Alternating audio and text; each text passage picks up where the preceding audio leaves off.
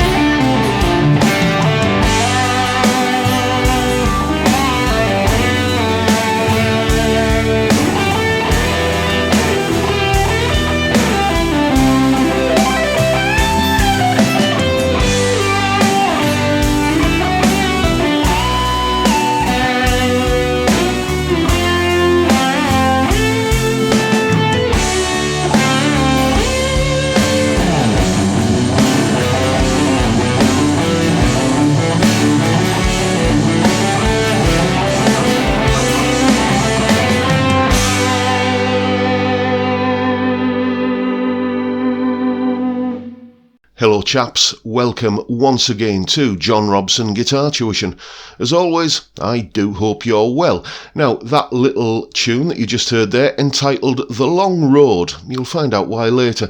It's probably not the best thing you've ever heard, really, is it, in all honesty? But hopefully it's not the worst either. It's essentially a demonstration piece. I threw it together in a couple of hours just as a way of demonstrating how you can come up with a basic melody idea over a chord sequence, and this could be, you know, a guitar instrumental tune that you want to write, or it could be, you know, if you want some sort of composed melodic sounding solo. It's all the same sort of principles.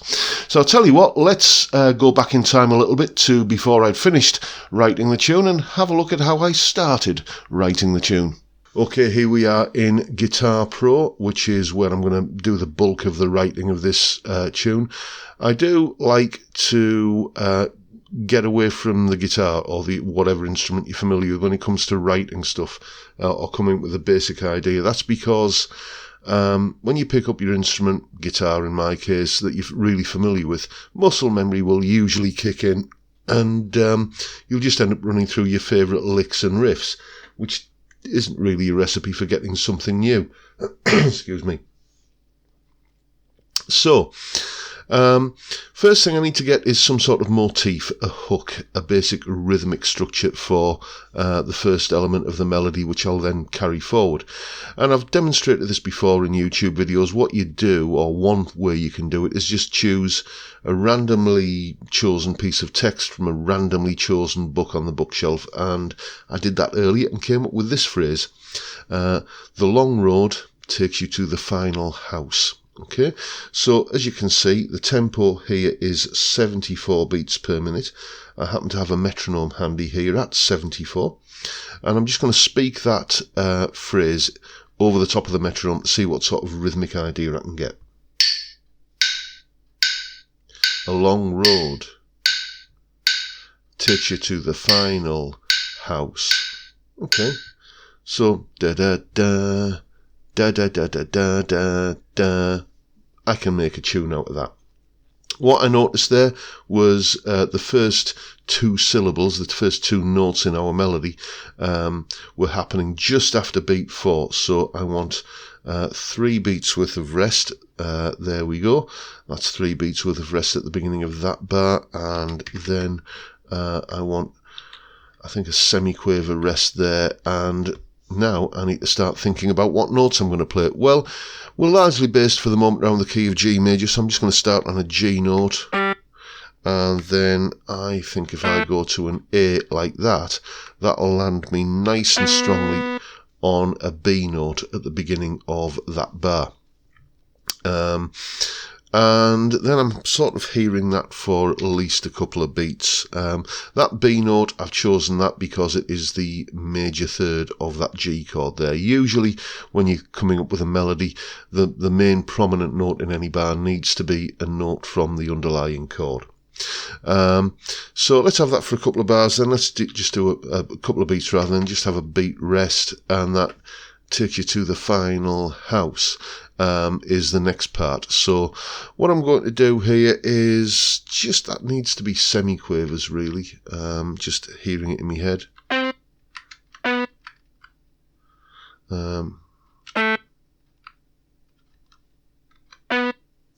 There we go. So let's see what that's sounding like.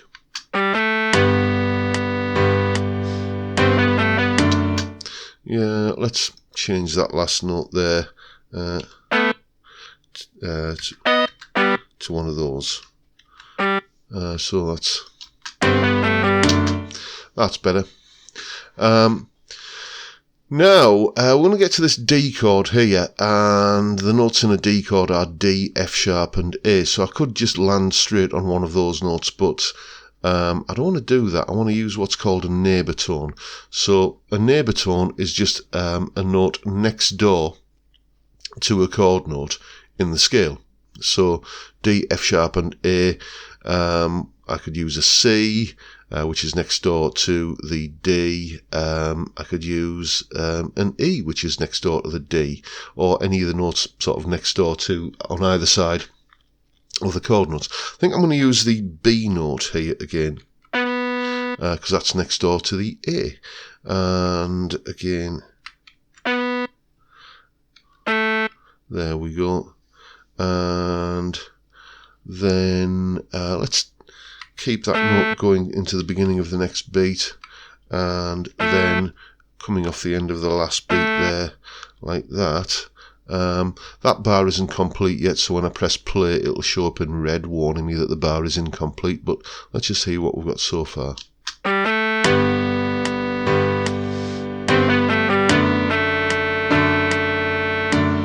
That's starting to sound like a tune. I'm hearing this again here. Again, let's put that into the back end of that bar. Just copy and paste it in. And then I've got an E minor chord here. You see that A note there, where we settled on? That is the fifth of the D chord that we're in there, and that's the neighbour tone there, that B, which, you know, just listen. It just makes the arrival of that A note sound all the more sweet, because you've kind of started off unresolved and then resolved. It's just a little bit of tension and release, basically.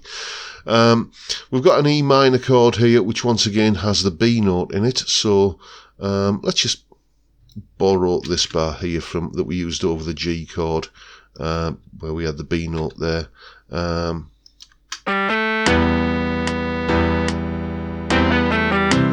Yeah, it needs something slightly different there. So I think what we'll do is let's just lose that. Same rhythm, but we'll keep it, we'll just do something that starts a little bit higher up the scale. So how about if we start on the, oh, make a decision, John. Let's start on the F sharp.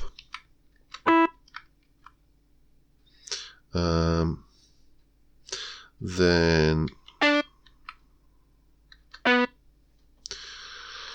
so there we go.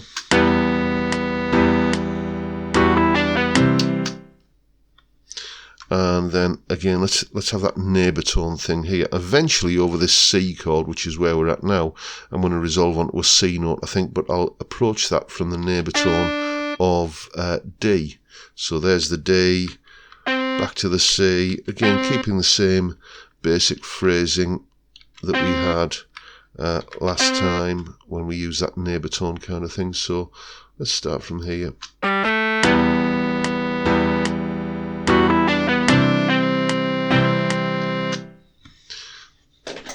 Yeah, I'm kind of enjoying this. Right, so again, let's start off with this again. Just keeping that basic beginning of the motif the same each time. And how about, well, we resolve to a G note, a B note over the last G chord.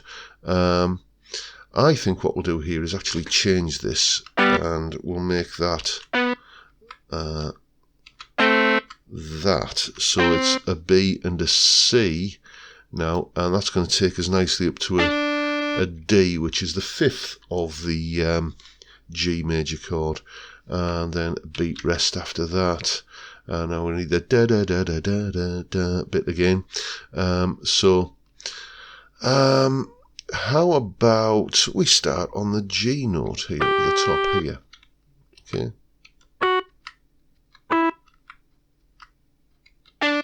How's that? Yeah, I'm hearing something just a little bit. I need something a bit more in there, just to lead into that. So I'm just going to insert a beat, insert a couple of beats like that. There we go, so that's...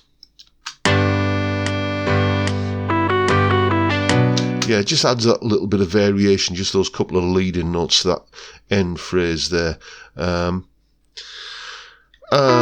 again, neighbour tone for this part. I'm going to use the E note, which is next door to the D, which is in that B minor chord. And something like that, and yeah. So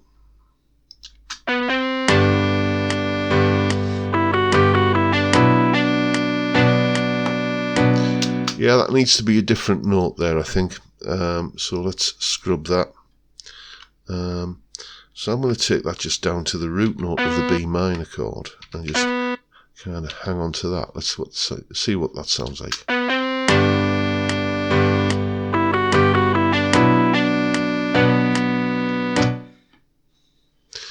And then just a bit of a change on the phrasing here. I'm just hearing in my mind as I'm sort of projecting forward with this melody and thinking what should come next. I'm not hearing the standard kind of motif lead in. I'm just hearing just a single note here. So I think that single note needs to be an F sharp. And we'll make that a B, and then make that an E rather, and then bend it up to an F sharp. So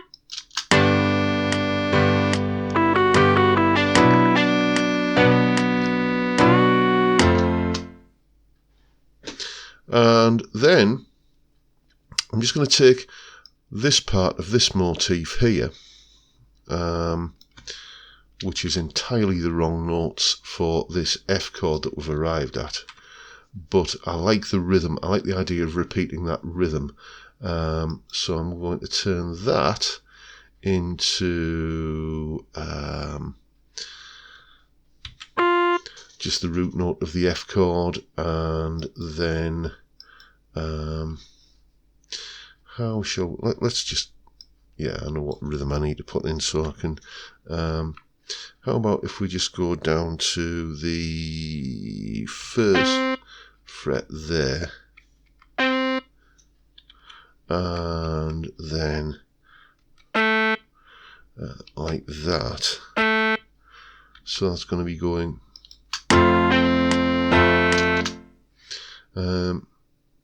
yeah, kind of there. I might need to tweak that a little bit later.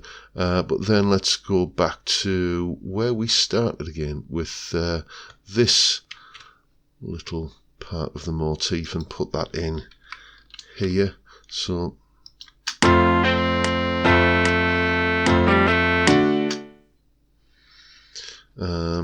then how about, yeah, just something simple here, just a straight ascent up the scale, like that, ending on the C note, which is sort of making over that D chord there. It's beginning to suggest D7. So then just pop that in there, and that's going to be the beginning of the next cycle through the melody. So I've got 8 bars of melody there. Let's have a listen what it sounds like.